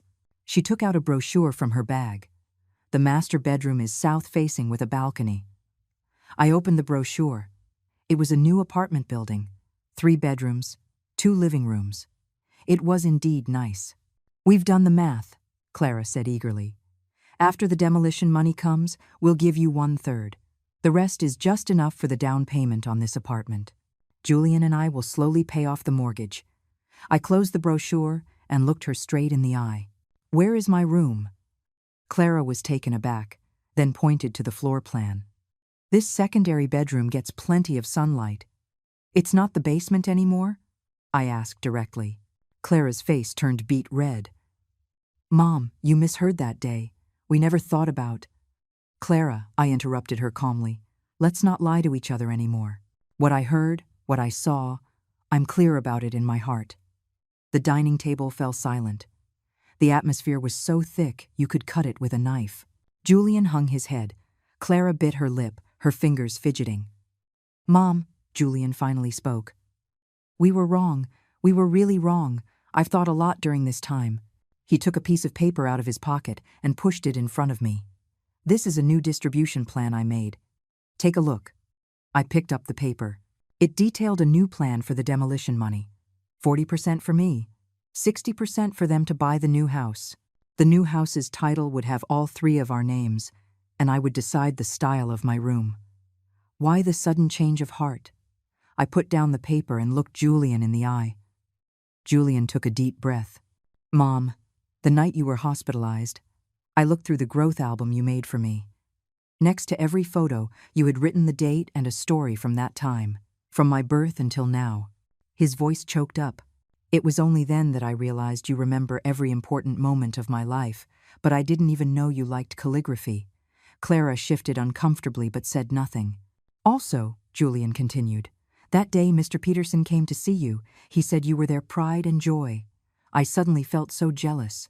My mother is such a treasure in others' eyes. Why did she become a burden in mine? My eyes welled up, but I held back the tears. Mom, Julian grabbed my hand. Give me a chance to make it up to you. I know I hurt you, but I really regret it. Clara suddenly stood up. I'll go check if Leo's clothes are washed, and then hurried out of the dining room. Julian watched her leave and sighed. Clara, she knows she was wrong too. She's just too proud to admit it. I shook my head. Julian, change takes time. A simple I was wrong can't erase all the hurt. Then what should we do? Julian asked eagerly. How can we make you forgive us? It's not about forgiveness, I said softly. It's about rebuilding trust. I took out my phone, found a photo, and showed it to him. It was a picture of a senior living community well-equipped, with a medical center, activity rooms, and even a small garden. I looked into this while I was in the hospital, I explained. I want to use my share of the demolition money to pay the fees here and move in. Julian's face changed drastically. Mom, you're going to leave us? Not leave, I shook my head, but find a lifestyle that's more suitable for me. There, I'll have my own space and can participate in various activities. You can come visit me any time. Leo can stay over on weekends. But Julian was at a loss for words. Didn't we agree to live in the new house together? Julian, I held his hand. A mother-son relationship doesn't end just because we live apart. On the contrary, a little distance might be good for both of us. Julian lowered his head in pain. Mom, you don't trust us anymore, do you? I was silent for a moment, then answered honestly. Yes, at least, not enough right now, but this isn't the end. It's a new beginning. Clara had returned to the doorway at some point and overheard our conversation. To my surprise, she didn't object. Instead, she said softly, Mom, if you really want to live in a retirement home, we can help you choose a better one. It's not a retirement home, I corrected her. It's a senior living community. They have a lot of activities, people my own age to socialize with, and professional nursing staff. But Leo will miss you, Clara said weakly. I'll come back often to see him, I said with a smile. Or you can bring him to my place to play. A little distance in a relationship might be better than being crammed together and complaining about each other. Julian and Clara looked at each other, not knowing how to respond. Also, I continued, I plan to use part of the money to set up an education fund for Leo, specifically for his future schooling. Clara's eyes lit up. Really, Mom? Of course, I nodded. He's my grandson. I love him. This seemed to touch Clara. Her eyes turned red, and she suddenly started to cry. Mom, I'm sorry. I'm so sorry. I handed her a tissue and didn't say much. Some wounds need time to heal. Some trust needs to be rebuilt through actions. That night, we reached a preliminary agreement. After the demolition money came, 40% would be mine for the senior community fees and Leo's education fund. 60% would go to Julian and his family for their new house. The new house would have a room reserved for me, and I could stay there any time. As for the senior community, I planned to try living there for 3 months to see if it suited me. Before bed, Julian came to my room, holding an old box. "Mom, I found this when I was cleaning out the study." I opened the box. Inside were all my paintings and design sketches from when I was young. Some had yellowed, but they were well preserved. I had completely forgotten about these. "You see," Julian said softly, "you were so talented once, but you gave it all up for me and Dad." I stroked the yellowed drawings, memories flooding back. Yes, I once had dreams, hobbies, an identity other than mother and wife. "Mom," Julian knelt before me, looking up at me like he did when he was a child. "I support your decision to go to the senior community. Not because I don't want to take care of you, but because I want you to find yourself again, to be as happy as you are at the community center." My tears finally fell, dripping onto those youthful dreams. Julian hugged me, gently patting my back, just like I used to comfort him. At that moment, I felt like I could see the light at the end of the tunnel. Maybe we really could find a new way to get along, not through sacrifice or demands, but through mutual respect and fulfillment. 3 months later, sunlight streamed through the floor-to-ceiling windows, illuminating the calligraphy piece I had just finished. The 4 large characters, spring blossoms, autumn fruits, stretched across the paper, the ink still wet, glistening in the Sunday Mrs. Chen. "This piece is magnificent, Mr. Peterson stood beside me, full of praise. "Your brushwork is becoming more and more steady." I put down my brush and flexed my right wrist. After continuous physical therapy, my right hand had recovered 80% of its function. Writing and painting were no longer a problem. "Let's use this one for next week's community exhibition," I said with a smile. "Excellent." Mr. Peterson helped me roll up the paper. "By the way, for tomorrow's intergenerational communication event, is your son confirmed to attend?" I nodded. "He said he would come." 3 months ago, I had moved into this high-end senior living community. Although Julian had accepted my decision, he was clearly reluctant. He had brought Leo to visit me a few times during this period, always in a hurry. Clara had only come once. I knew they were still adjusting to this new way of living. "Take it slow," Mr. Peterson said, as if reading my mind. "It takes time to mend family rifts." As we were speaking, my phone rang. It was a message from Julian. "Mom, what time does the event start tomorrow?" I took a half day off. I replied with the time, a flicker of anticipation in my heart. I had proposed this intergenerational event, inviting family members to visit the community, understand the lives of the elderly, and promote mutual understanding. Many residents' children had agreed to come, but I was most concerned about Julian's attitude. The next morning, the activity center was decorated warmly and grandly. The walls were adorned with residents' calligraphy and paintings, and long tables were set with pastries and fruit. As one of the event organizers, I arrived early to help. At 10 o'clock, the family members began to arrive. Pat's son came with his grandson. Another resident's daughter came, pushing her father in a wheelchair. I kept looking towards the entrance, searching for Julian. "Don't be nervous," Pat patted my shoulder. "Your son will come." Sure enough, around 10:30, Julian appeared at the entrance alone, wearing a casual suit and holding a bouquet of flowers.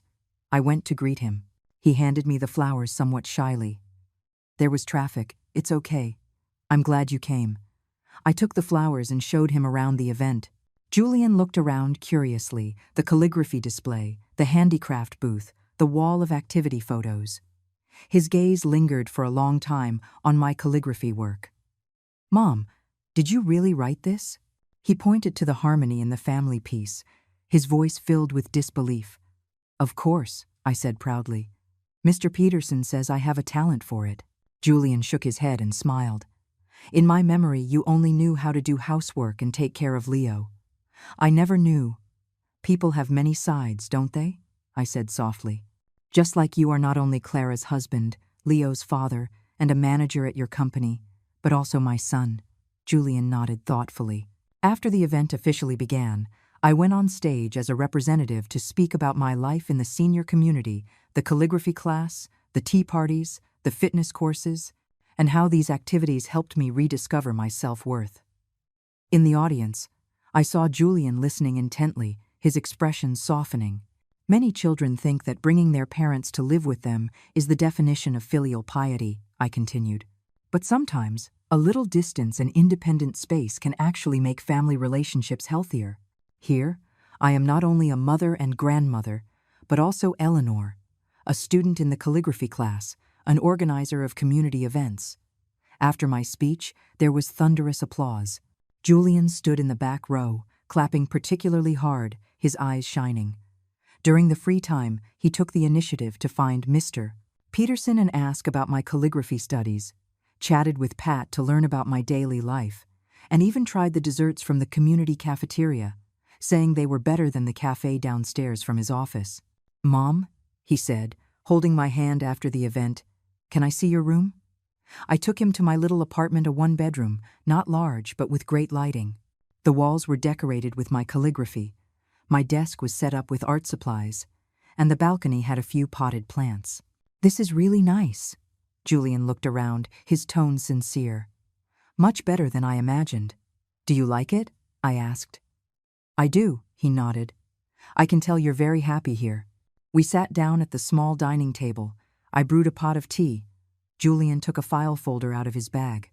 "Mom, the demolition money came through yesterday. As we agreed, this is your share." I took the file. It contained the bank transfer receipt and a copy of the new property deed. The new house was registered in all three of our names, with a room reserved for me as promised.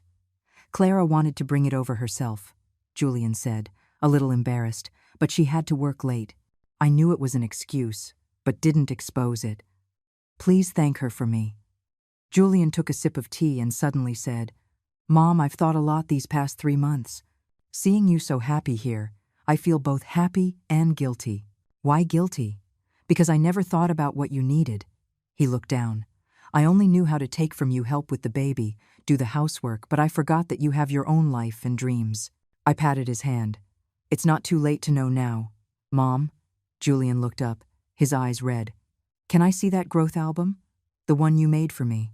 I took the album from the bookshelf and handed it to him.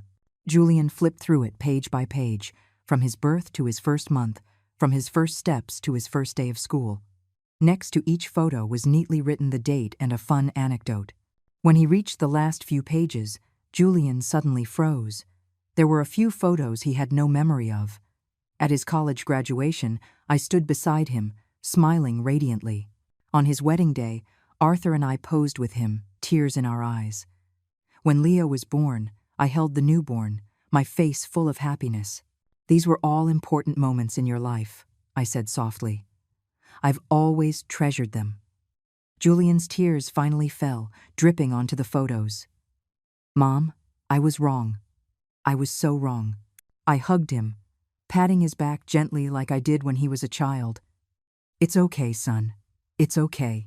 That afternoon, we talked for a long time about funny stories of Arthur, about why I had moved in with them in the first place, about his feelings of being overwhelmed by work and family. The 3-hour conversation was more in-depth than all our communication over the past 3 years. Before he left, Julian hugged me tightly. "Mom, I'll bring Leo to see you next week. Can Clara come too?" "Of course," I smiled. "I'll teach Leo to write with a brush."